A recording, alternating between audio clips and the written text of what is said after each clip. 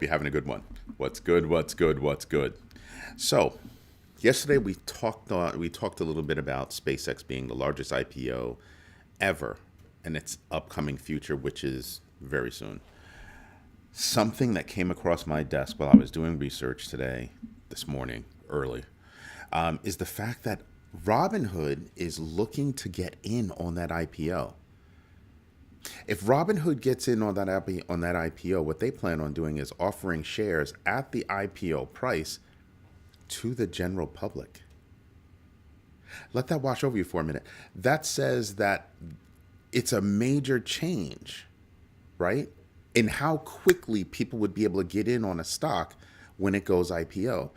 People can't get in on the stock when it goes IPO until long after it's been on the market for a minute, because there's so many, electronic trades going on that a human being can't really get in on that. It's tough. It's tough. If you've tried it, I'm telling the truth. Now things might have gotten a little bit better, but not much. It's really hard. So Robinhood looking to do that is huge, huger than huge almost. So what I'm looking for, before you say it, yes, I just added the logo. What I'm noticing is that Robinhood's making big noise, really big noise, right? So good morning, Rick Ritchie in his house. So Robinhood is also looking to get in on tokenization and settlement times. What Vlad Tenev, the CEO, is saying about settlement times is they're outdated. And he's advocating for tokenization, with the SEC reaffirming regulatory oversight of tokenized assets. Why? Because the SEC is saying before it's technology based, it is a security. Which, yes, I completely agree. Not even worried about that though. Not even worried about that. I'm more interested in what the impact will be when everything goes tokenization level. When current settlement times, T+2, goes to what? That's what I'm looking for. I want to look down the road. What's going to happen when that takes hold? What's going to happen to the IPO market? Right? Does that change? Just all of these things. What's going on, my man? Don't forget to invest in yourselves today, guys. Don't forget to invest in yourselves today. Rick Ritchie, I know I don't have a problem with you, but just making that general statement to everybody every day. This is an everyday thing. It's not a sometimes, it's not an on-off. It's every day. Invest in yourself at minimum of 15 minutes a day. Minimum of 15 minutes a day. All right? That's not just for me. That's for you. I spend hell a lot more time doing research because I just like to know. I want to know what's going on. You also have a couple of companies coming out there this morning saying, listen, by the way, we're going to restructure a little bit. We're going to restructure a little bit. And I'm like, oh, really? And they're basically saying we're restructuring because we're seeing that we can do certain things that make it so that this group of tasks can be automated in certain ways. And we can, instead of having a whole team handle this, we can have one talented person. And that's what's happening over at Meta. It's happening at Meta and a couple other companies. And they're saying, well, listen, not Meta, but this other company was like, yeah, we're going to restructure because, it's going to take jobs.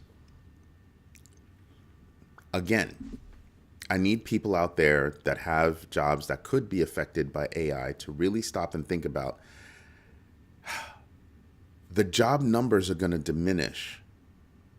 Right? That's a fact. Can't get around that. But it's really the tasks. It's not like AI is coming in and saying, oh, we're going to take everybody's job. No. AI is going to take over a task. Okay? So like for me, I'm like crazy busy. So anytime I can shave time, this is what I was talking about yesterday. Anytime I can shave time, I will. So I've got certain things that will shave time from my day, from being wasted in my day, doing simple administrative stuff. I got back 30 minutes a day yesterday. Well, over the weekend. 30 minutes a day in a single task. And then I started doing the math on other tasks, just things I didn't feel like doing anymore. And I was like, holy moly, I've gotten back hours per day looking at specific tasks, which freed me up to do more research, get my brain in the game a little bit more, engage a little bit more with my team, really give us all enough time to slow down, stop, take a breather, and not always be under the gun. Actually be able to have that quote unquote water cooler talk from which great ideas are born. And we don't have that. We don't work together. We don't work in the same office. So we'll just tap each other on IM and be like, yo, you got some time? I just want to chat. Something's been buzzing in my head. Just want to have a conversation. I know people in my company that will actually be working. I'm in my office. You're in your office, wherever the heck you are. You could be sitting on a beach. I might be a little jealous. Turn off your camera, please. But you're someplace, I'm someplace. And the only reason why we have our cameras on is because it feels like I've got somebody sitting right there. But I'm still in my environment. So you're not really invading my space. Right? So it's not to say that, I'm an advocate for in office. There are a lot of people that will tell you, hey, I work much better when I'm in an office versus many more people will say I work better when I'm at home. I feel rejuvenated. I don't have to go any place for lunch. I've got lunch right there in the kitchen. I've got breakfast right there in the kitchen. I have everything that I need right here. And I'm actually probably working more when I'm remote. But then you start looking at AI and you start going, wow, AI just shaved 30 minutes off this guy's schedule. Looked at my other tasks. I literally shaved off hours off my daily schedule, doing small, tiny little things. And you want to know something? That's how Apple got started. We have to make it faster. We have to make it better. Take those seconds that it only takes a split second. All right, take that split second and multiply it by millions of people. And yeah, that's what Steve Jobs was doing. Learn how to look at your job and break it down into daily tasks. Can those daily tasks be addressed by AI? How can they be addressed by AI? And would you be able to take advantage of that? Could you design something like that? Can you add AI as a skill to your resume, a true skill? Not just I typed into ChatGPT, tell me about this, tell me about that. But can I take automation and AI, put them together and say, well, I can shave some time off of this and I can shave some time off of that, which frees me up to do this. Because that's been my impact. I've been able to shave a great amount of time off my day to go do this. And that's leading to some really big things at the company. From high to low, really big things. So pay attention. Break down your job. Don't let it be a surprise to you. AI is already here. And the more that you have knowledge about it, how to use it and all that other good stuff, that's why I was talking to you about Claudebot. People are installing Claudebot like crazy. And I'm like, yeah, I don't know that you want to do that. Now, certain aspects of Claudebot, you can recreate pretty easily. Just saying. It's not hard. It's not tough. It's just a new skill like Excel was. I'm looking at AI right now with the kind of impact that Microsoft Access had that then Microsoft Excel took over. The easy way to build a database that helps you do things real quick. Excel does that all the time. You do it all the time in Excel, right? You build little tools that help you do things, break things down, you automate things, boom, boom, boom. Yeah, that's what we're talking about. I remember when I was consulting at Excel Financial, I had my weekly board of directors report automated. I punched in the numbers, and the numbers did all the reports, which updated the standard PowerPoint that we had. And all I had to do was read through it. All the CFO had to do was read through it. Maybe some grammatical errors, maybe, hey, let's look into this particular problem, that particular problem. But it was that quick that we were able to get there. All because I just automated a process. Just saying. Pay attention to what you can do and don't let it blindside you. Be prepared. Be prepared. SEC clarifies tokenized securities. Got that. The reason why that clarification is there, and I wanted to get back into this, is because tokenization is here to stay. It's getting bigger. It's becoming faster, and it's making everybody in the space have to step up their game. Speed of settlements, all this stuff. You have that. Why do you think they're talking about, RWA, DeFi? It's because if you're a traditional financial institution, your world is being rocked across multiple facets of your business and damn near all of them.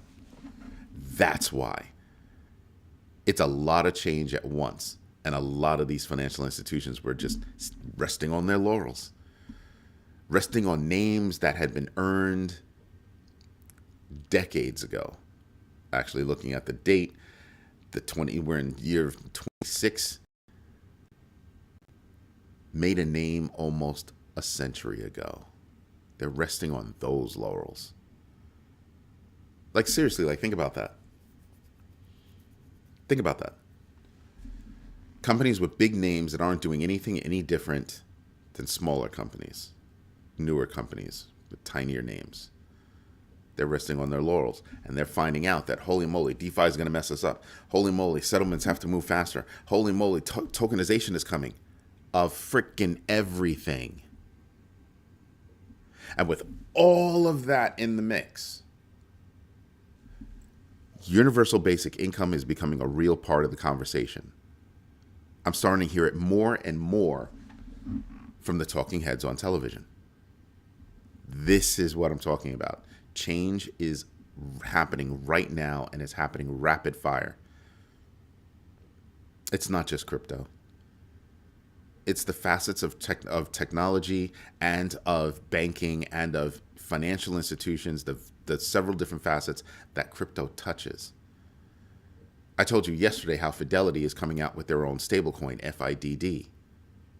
Well, there's a stablecoin coming out of, and we'll get to that in a minute. There's another stablecoin coming out of the UAE, a USD-backed stablecoin. And then you wonder why is everybody doing this? Something else that caught my attention with that UAE stablecoin. That stablecoin is again pegged to the dollar. Huh? What about BRICS? What about de-dollarization? There are a lot of countries out there that really want de-dollarization, and there are a lot of other countries that are like, nah, the math is much easier when you think about it against the dollar. The language is easier, the math is easier in my head. I can more easily equate value via the dollar than I can with other fiat. That's what they're saying. That's the math. So I'm just sitting back and I'm looking at that and I'm kind of like, wow. Now that's interesting. That's a very interesting dynamic that's happening. Remember, Saudi Arabia seems to be siding with BRICS, and the UAE seems to be siding with the dollar. And there's a bit of a conflict, physical, going on in Yemen between who? Saudi Arabia and the UAE.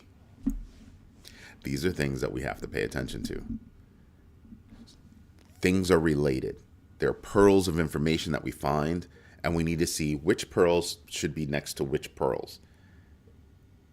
And as you string them along, it becomes a nice, beautiful necklace, don't you? Don't you think? Just, that's what they mean by clutch your pearls. Or at least that's what I mean when I say clutch your pearls. Change is awry. Just saying. Awry for many companies that are sitting there going, what do you mean? They're caught like deer in the headlights. And Morgan Stanley, that's what I was reporting yesterday. Morgan Stanley's like, oh, we need to change this. We need to fix this. And they hired a new head to head up their crypto unit. When I was consulting Becton Dickinson, one of the things that we started looking at was, how do we compute? Meaning, how do we work? How do we leverage technology within an organization?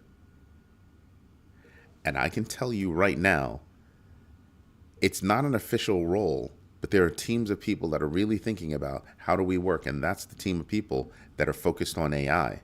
And I'm kind of like, you should broaden that to include all of the software sitting on the desk, your whole technology stack. Because implemented thoughtfully, some of your stack could be affected. How many times do you actually use Microsoft Word?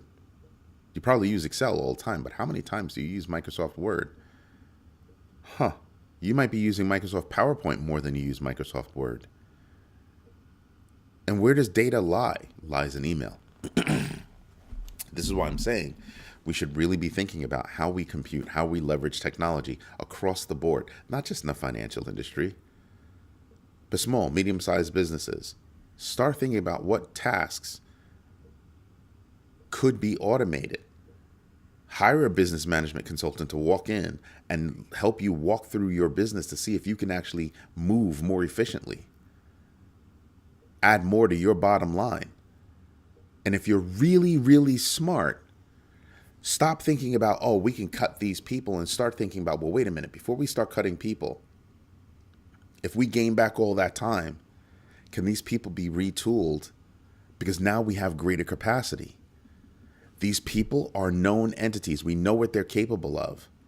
And if we give them extra time, can we give them that time to learn new skills and apply those skills to the ever evolving business practices that we have?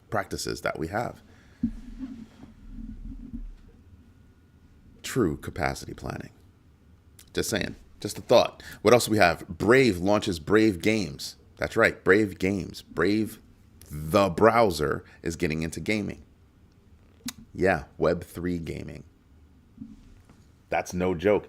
They're partnering with Midnight Network and Mythical Games, aiming to test Web3 adoption as the market is projected to reach $183 billion by 2034. So a small little investment now could be something big later down the road. I'm telling you, Metaverse is going to be here, and it's going to be a big deal. A very big deal. What else we have? 6 U.S. senators accuse Deputy Attorney General Todd Blanche of conflict of interest after disbanding the DOJ's crypto enforcement team. That's not small. Now, I will say that we needed less of a vicious approach. Mark my words, less of a vicious approach toward crypto, because it was a vicious approach toward regulating crypto. The pendulum was swung all the way over to one side. What we don't need is for the pendulum to swing all the way back over to the other side. Anarchy. We don't need that. We need a pragmatic approach to regulating crypto, and that same kind of pragmatic approach to regulating AI. We need real conversations to happen there, right?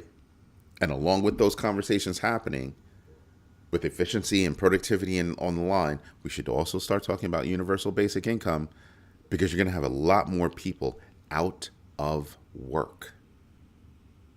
Not because they didn't know what to do or how to do anything, just they're not needed. Imagine. How are they supposed to live?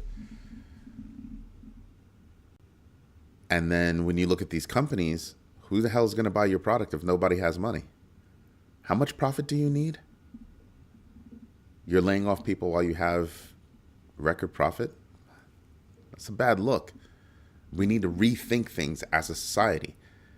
We're not just talking about technological advancements. We're talking about societal changes. And they're coming in like tidal waves. Just saying, just putting that out there for you. We've got more news. Gold hit 5,600. Gold hit 5,600, and people are already talking about gold hitting 6,000. Some people were having the conversation around, well, what's about, Amazon's layoffs, and Amazon didn't handle that properly.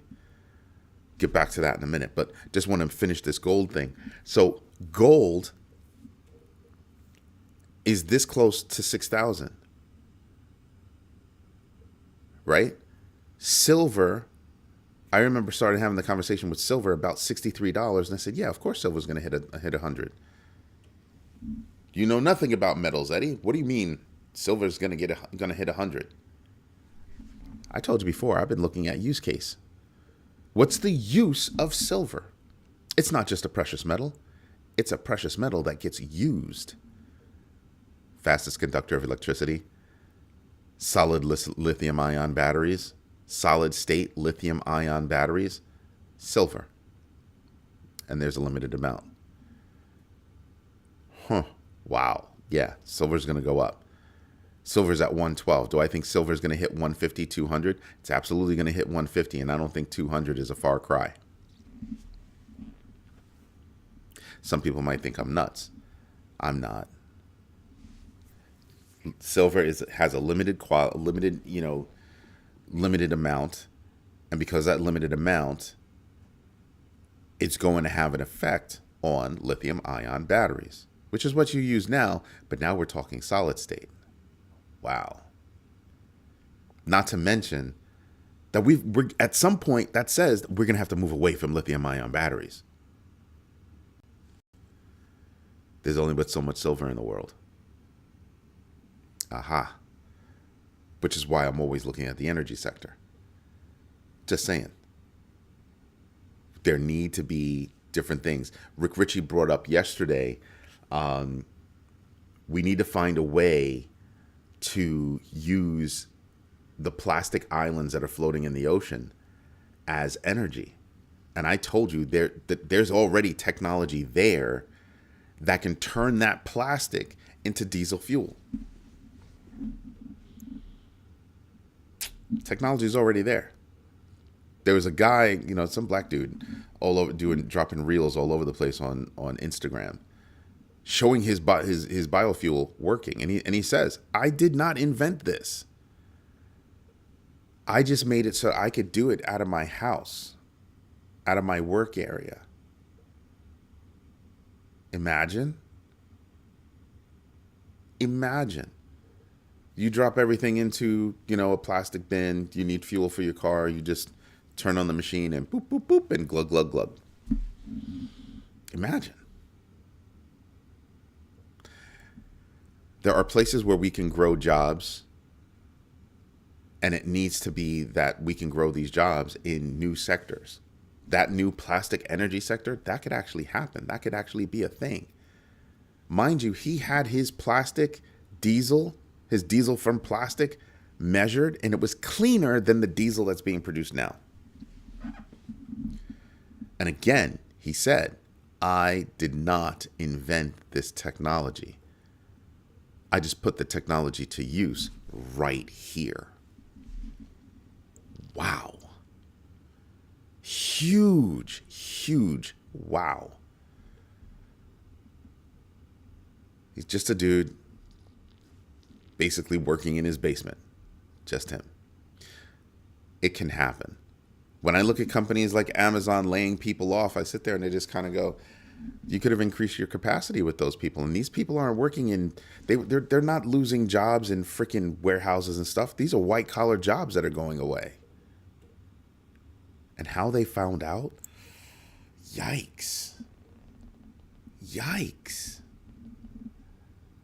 What do you do with that? Like I said, I think there's a certain level of capacity that happens. Something else that I'm thinking about? There are a lot of people out there that are going to wind up losing their jobs. A lot of smart people could come together and create new companies and share in the wealth of that company. And really take it to the larger organizations. One of the things that I find really cool is I'm kind of proving that, right? My company is not big, but we're doing really big things. Grow My Bag is an independent platform built by people that didn't want to work in those kind of environments. So we're kind of creating our own path, right? I mean, yes, I still consult. I consult because I like it. It's fun. I think of it as a pastime now. But Grow My Bag is born from just a couple of people sitting down having a conversation and me saying, "Holy moly, this sounds like let's start doing it." And it wasn't me that had the conversation. It was somebody that pulled me into a conversation. They were like, "You're doing this for your kids. We should take that to the next level, boss. Here's what we mean by what the next level is."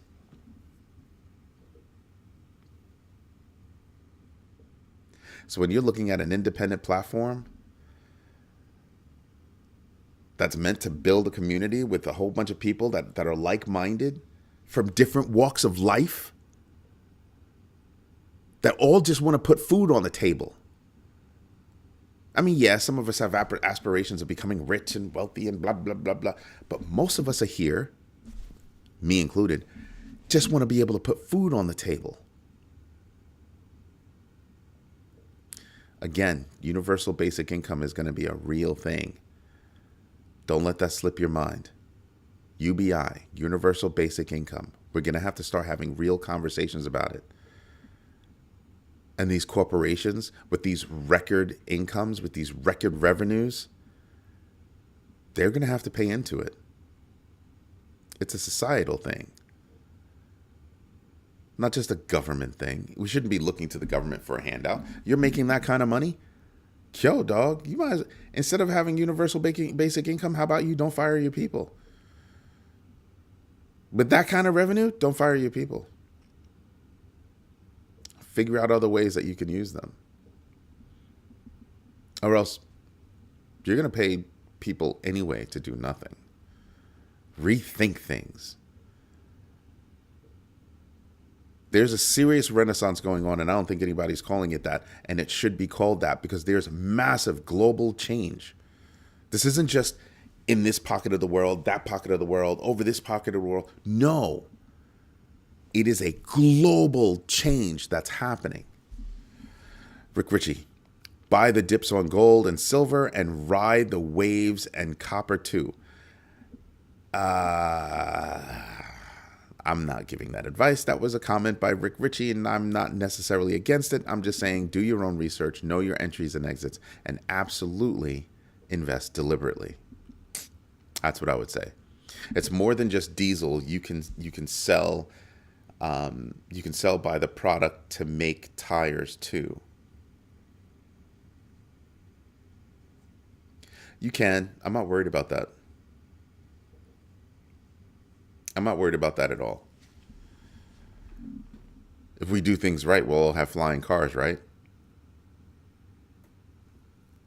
They'll be operated by batteries, right? I'm not even joking. I'm like being serious. I know I'm making faces, but I'm being serious. You could make tires. I don't want to make tires after that. With that, I want to make fuel. Why do I want to make fuel? Because energy is our biggest freaking problem right now. Energy is our biggest freaking problem right now. The more energy, the less tires we're going to need, because really, we do have flying cars. But flying car technology is already here. Figuring out the lanes and everything else, that's different. Now, if I can make it so that you don't own your own car, your own flying car, you're getting into a flying car taxi service or publicly, right? You see what I mean? Then you're sitting there and you're kind of like, well, damn. If I can do that, well, then nobody has to worry about traveling anywhere.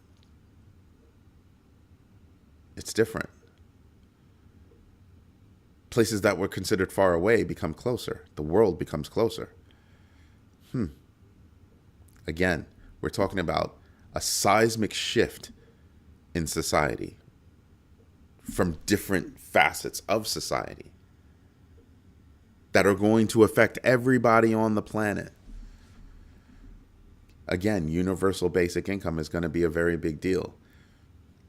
Leveraging our waste for reuse, a very big deal. Mind you, we've created clean diesel. Can I use rubber for other things? Yeah, absolutely. Not just tires. I don't think people realize what goes into tires, but you know metal is inside tires, right? Binds it all together, makes it stronger. Yeah. Look on the inside of the tire and you can see the mesh that's inside. I'm telling you, we have massive, massive, massive changes. So it's not just whatever you're researching for investment, you should also be looking at that as, is that going to have a societal impact? How do we use this product? How do we use this service? If people are out of work, how many people are going to be using that product, using that service? That number diminishes, doesn't it? Which is why I'm amazed at how companies look at this. And they say, oh, we're just going to lay off these people. We don't need them anymore, blah, blah, blah, blah, blah, blah. We're a huge company, yada, yada, yada. Huge company that relies on people for consumption, especially in the United States. Just saying, things that we need to be paying attention to. There's a lot more news over on growmybag.tv. Feel free to go over there and check out the articles. But right now, what should we do? That's right. We should get into the numbers. So let me get this out of the way. Move my notes. Yeah, I've got many screens that I've got to be pivoting back and forth between. So right now, Dow futures implied open 92 points up. S&P futures implied open 11.25 points up. NASDAQ futures implied open 37.5 points up. Oil up $1.60. I don't think people have been paying attention to when I rattle off these numbers, but oil's up at $64.88. Brent sweet crude is about $68, 16 change. Moving tandem. The U.S. 10-year is up down 0.004 rather. Interesting. Meta reported well. Microsoft reported well, but kind of soft on cloud growth. So they're taking a hit. Spoke about that yesterday. Company earnings, Apple, Visa, MasterCard, Caterpillar, SAP, Thermo Fisher, pay attention to that one. KLA Corporation, Blackstone, Honeywell, Lockheed Martin, Stryker Corporation, Stryker, BD, Becton Dickinson. You should pay attention to those. Parker Hannifin Corporation, Hannifin. Sorry about that. Comcast is another one. Sanofi or Sanofi. I think it's Sanofi. No, I think it's Sanofi. It doesn't matter. It's not my company. I don't work there. Altria Group. There are a lot of companies that we should be paying attention to. World's largest insurance broker, Marsh & McLennan. I used to work there when I was a kid. Used to have great fun. What was his name? Rich Kadrigich, Clifford Johnson, Walter. Oh man, I'm forgetting Walter's name. He's the one that made me work on the executive floor. Begins with a T. Walter T. Tomlinson. Walter Tomlinson. I think his son is Walter Jr. A lot of executives there took me under their wing and taught me a lot. Bill, oh man, I'm forgetting Bill's last name. He took me out to lunch and taught me how to buy clothes. Bill was like the coolest dude in the building. Cool white dude from Red Hook. Yep, cool white dude from Red Hook, Brooklyn. And he took me around and he was like, this is how you're going to buy clothes. This is where you're going to buy clothes. And I'm going to hear about this every paycheck. And I'm going to want to see it on you. This guy took me under his wing. All these executives took me under their wing and they each gave me a new skill. Remember when that used to happen? Remember when executives cared about your well-being? All of those guys. Bill Bartlett, that's his name. Bill Bartlett. I can still see his face. All of these guys, I can still see their faces. But they all gave me a new skill. And I miss that. I miss when executives actually cared about their people. The conversation I had a couple of days ago with one of my old friends at another company, I asked him about one of the executives, and she was like, yeah, she doesn't really talk to people unless you have something to say. Her time is valuable. I was like, everybody's time is valuable. As a matter of fact, as a boss, I actually want to hear the stupid shit that goes through your head. Because if I keep hearing nothing but the good stuff, I don't see where you could use my help, where I can help you become a better employee, a better asset to the company. So I want to hear the messed up stuff. I want to hear the good stuff and the bad stuff, the pretty stuff and the ugly stuff. And whenever I see an executive at a large organization that doesn't have that mindset, that's disgusting to me. Walter Tomlinson was the only person on the 44th floor at Marsh & McLennan that actually made himself from nothing. He didn't come from a family with money. He made his money. But Walter Tomlinson, Bill Bartlett, Clifford Johnson, Rich Kadrigich, I can see this. I see these two women's faces in front of me, and I'm forgetting their last names. But all of these executives at this one company, all took their time to stop by the receptionist desk to teach me something.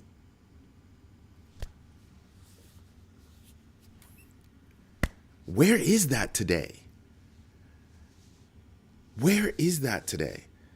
All these smart kids graduating college, having spent all this money because they were told when you spend this money on college, you're going to get a job and you're going to have that white picket fence. You're going to have your 2.2 kids.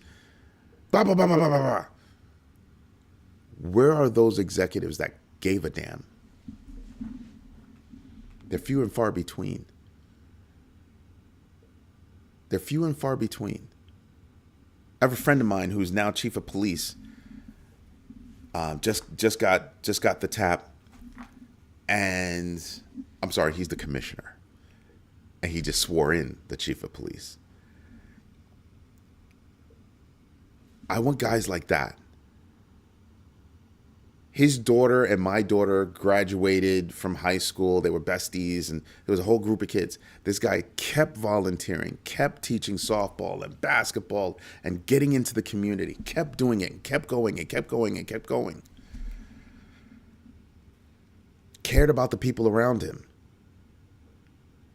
and still does. I'm looking at these companies and I'm seeing, wow, they don't care. They flip from being caring about their people to not giving a damn. You're just a number. Which is why I can fire you real quick in these big numbers. Where I can make mistakes where people find out prematurely that they're going to get fired in a very public manner. And just, wow. Just saying. I miss the times when executives cared about their people. I miss the times when executives fought for their people. I miss the times where executives taught their. When I was younger, I never came across there were executives I couldn't stand, but there was never an executive that didn't teach me something, whether they liked me or not. How can I make you better? I don't like you, but how can I make you better? Because maybe I like you, but how can I make you better? The mindset was always, how can I make you better? I worked at a small firm and they brought in financial planners because a lot of us were just young kids making a lot of money. And they didn't want us to blow the opportunity to have a better retirement plan. Yeah, Barry Frankel and Fred Nelson of the Frankel Group. They did that. I'll never forget it. That's the kind of impact all of these people that I named today had on my life, have on my life. This is besides my mom. My mom is everything. 123 is going up the stairs, ABC is going down the stairs. Window shopping, so I knew that there were things out there that I might not have now, but that are achievable. How to dream. We've kind of taken that out of society, and we're treating jobs just as numbers. Those numbers have people behind them, and those people represent families. And those families need to eat, and we need to be a little bit less callous about this. Instead of worrying about how many numbers you can cut, how about we start thinking about how we can better leverage those people as things become more efficient? Can we move them into more capable jobs, teach them new skills, because isn't that why we hired them? Their ability to learn, to do something and to learn. Well, now it's time to learn. Let's take that route. Let's stop looking at people as numbers. That's just me. Initial jobless claims, U.S. trade deficit, productivity numbers, wholesale, factory orders. This is what we're looking forward to today. The crypto fear and greed index is at 26. It was at 29 yesterday. Yeah, people have more fear. DeFi Llama, we're looking at we're stat on total value locked, 121.352 billion. We've been at the same number for the past 3 days, or round about 121. That's amazing. Looking at crypto, yeah, we're taking a little bit of a hit. Right there, you can see it. But we should be consolidating right here. And when I look at the charts are telling me, hey, this might be an opportunity. This might be an opportunity where, everything is so compressed right now that things are going to shoot up. Like when I look at the Bitcoin charts, I'm kind of like, oh, Bitcoin's going to do something. Bitcoin's going to do something right there, I think. Someplace like right here, bing, bing, bing. I think that could happen.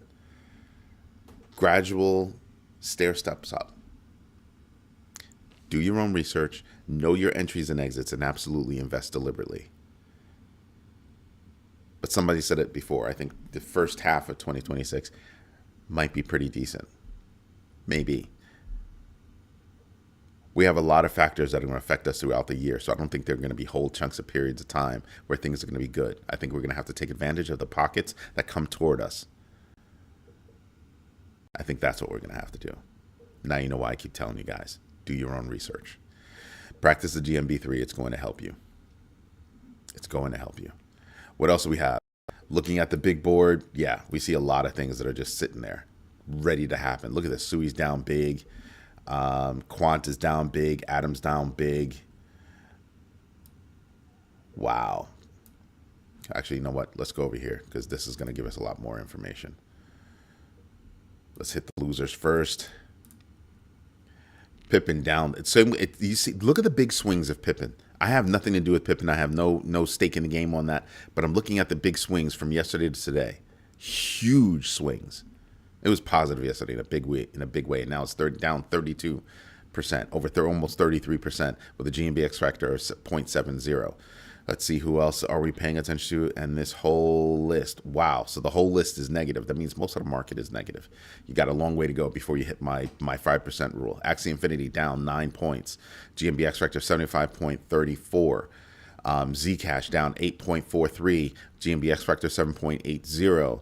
I don't see your GMB symbol in the corner. You don't see it in the corner because my face is here. Nothing says GMB more than me. Render 8.35% down. GMB X factor 6.52. Pudgy Penguins down 8% with GMB X factor 6.15. Fartcoin down 7.59. GMB X factor 7.60. That's interesting. Pump That Fund down 7.34. GMB X factor of 1.95. Radium down 7.34. I mean, just rifle through this. I mean, there are a lot here that I'm saying, that I'm looking at, and I'm kind of going, these are interesting. Astra's down, even though Astra's got news. Go over to the website and you'll see that news. Thank you for the save, though, Marcus. When you see my image as an overlay, picture in picture, I don't use the logo on that one. But you're looking at, like I said, Quant, we called it out before, 6.53, GMB X factor 4.74. I'm looking at some of these ISO 222 coins, and I'm just sitting back and I'm saying, where are all those people that were giving us all the hoopla about that? I'm not seeing it. Interesting. Just saying. Anyway, everybody, this is Eddie J on crypto for growmybag.tv. I hope you like what I'm doing. If you do me a favor, drop a like. It really helps us with the numbers on YouTube and other places, as well as go over to growmybag.tv, become a member. Join the conversation in the feed. It's a real deal social media platform just for investing. Thank you for your time. Thank you for your patience. And as always, thank you for your trust. Me and my team will work for that every day. I'm not perfect. You're not perfect. And if we can share information amongst each other, maybe we can work on becoming perfect. At least for our bag's sake, right? Everybody have a great day. I'll see you tonight on The Overflow at 8 p.m. Eastern Standard Time. Have a good one. Bye-bye.